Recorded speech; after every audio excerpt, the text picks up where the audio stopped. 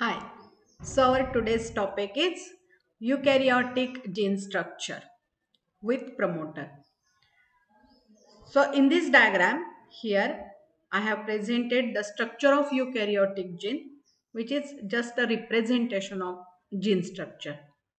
So you can see in this diagram that this is actually a gene sequence which is in purple color from +1 position. The gene sequence is there, and upstream or to the left of the gene there are promoter elements or promoters located in the upstream region of the gene. Upstream, that is left side of the gene. So, in this eukaryotic gene, of course, like prokaryotes, promoters are necessary for the expression of gene. Promoters, these are the sequences where actually RNA polymerase binds and initiates transcription event. So, this promoter, it has certain other specialities if we compare it with prokaryotic structure of promoters. In this case, similarities are that Tata box is present like prokaryotic structure of promoter. However, this Tata box is located at -30 position.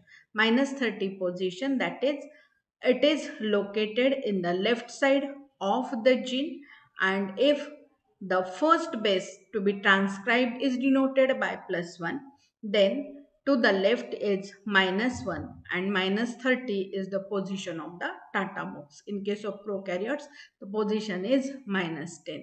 This Tata box, it contains sequence 5-TA, So total 7 bases are there, and it is called as Goldberg-Haugnes box.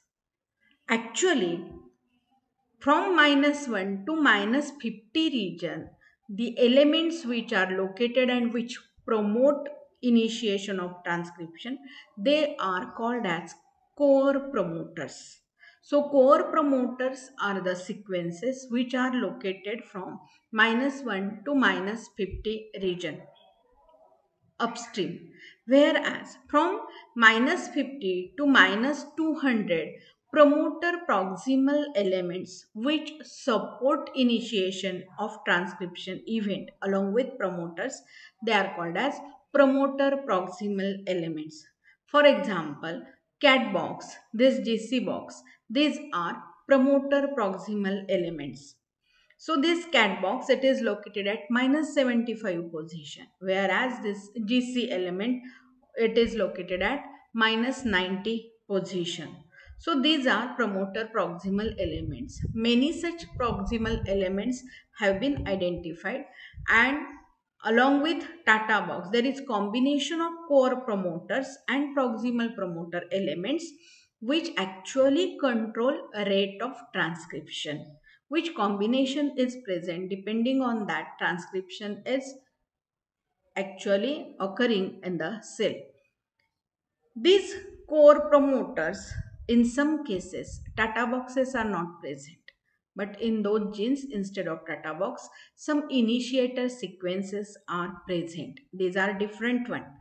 And there is absence of Tata box. In that case, at +1 position, if it is initiator sequence, at +1 position, adenine is present, and at -1 position, cytosine is present. So such type of initiator sequences are found to be present in case of certain genes instead of Tata box. So such type of changes are there in case of eukaryotic genes.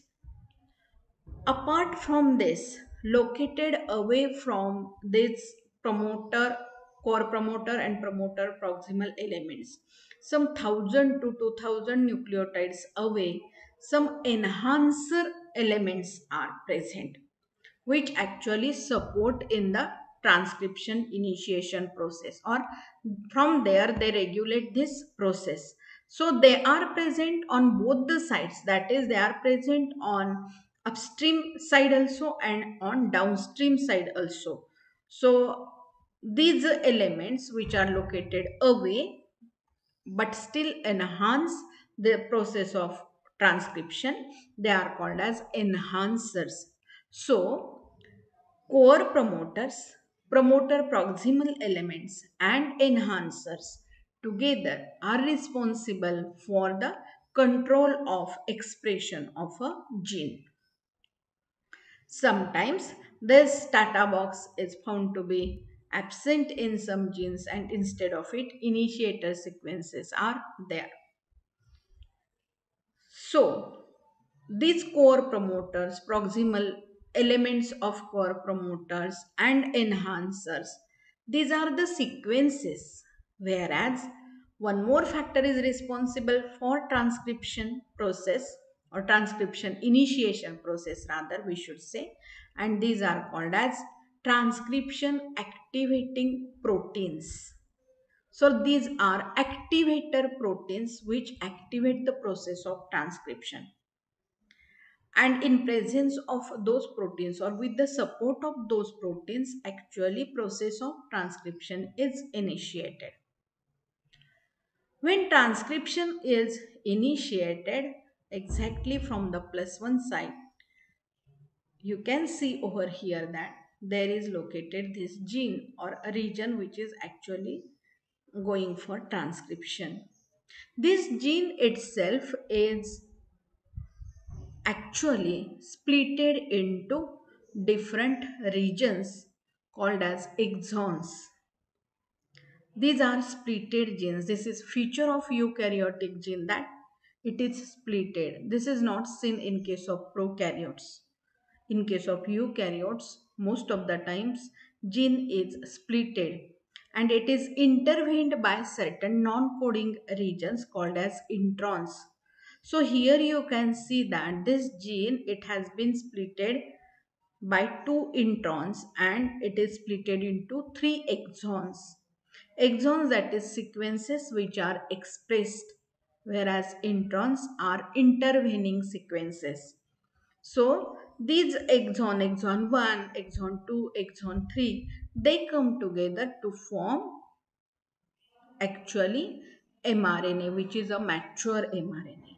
But when transcription is initiated, initial mRNA, it is called as precursor mRNA, is synthesized for all these sequences including introns. So exon 1, intron 1, exon 2, intron 2, exon 3. All these sequences are included in the mRNA. And this mRNA, it requires further processing.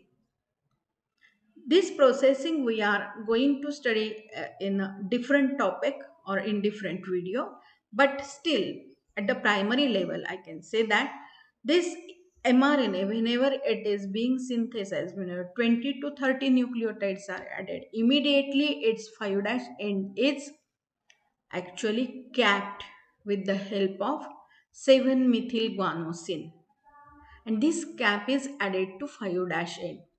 The bonding of this 7-methyl guanosine with the 5' end of the mRNA is at 5' end. So it is 5' bonding, which is unique one and hence resistant to the action of exonuclease. So with cap, this mRNA is produced and then certain changes again takes place. These changes are actually occurring after transcription event. Means once mRNA has been transcribed, then unwanted region which is complementary to introns, those regions are removed from mRNA, and exons, these are, or mRNA for exons, these are spliced to form a single mRNA, and at the 3' end there is addition of polyadenine molecules. About 50 to 250 molecules are added at the 3' OH end. Both these 5' end cap and 3' end polyadenylation, these events are necessary to protect this mRNA from exonucleases or exonuclease activities which are present in cytoplasm. This is because mRNA, once it is transcribed and it is modified, this mRNA is taken to cytoplasm and there there actually translation starts. So when it goes in cytoplasm, after its synthesis, when it is taken to cytoplasm or it is transported from nucleus to cytoplasm, there actually is a site of translation. Transcription occurs in nucleus, translation occurs in cytoplasm. In nucleus, mature mRNA is produced by transcription and modification changes. And this mature mRNA is transported to cytoplasm to produce for the. So in this image, it is very clear that this is a gene. This is a gene which we just discussed. Eukaryotic gene structure is there. Then it goes for transcription. Here is exon 1, intron 1, exon 2, intron 2, exon 3, and there is transcription termination region. At the 5' end, this is primary RNA transcript which is synthesized by RNA polymerase 2, which requires certain changes or modifications. So this primary transcript, it includes complementary regions to introns also, but then you can see that modification is there at the 5' end. There is addition of methyl guanosine cap. So here it's 7 methyl guanosine cap which is added over here at the 5' end to protect it from exonucleases acting from 5' end, whereas there is cleavage by endonuclease and there is addition of poly A tail. So about 50 to 200 or 250 molecules of adenine are added at the 3' end. It has been shown over here. This protects 3' end of mRNA from attack by nucleases, exonucleases from 3' end. Now there is splicing of exon 1, exon 2, exon 3, and thus with this 5' modification with exons together and with this 3' modification, this mRNA molecule or mRNA transcript is now transported to through nuclear pore, it is transported to cytoplasm. So this is primary RNA transcript and then there are modifications, and this is actually mature mRNA copy which is transported to cytoplasm.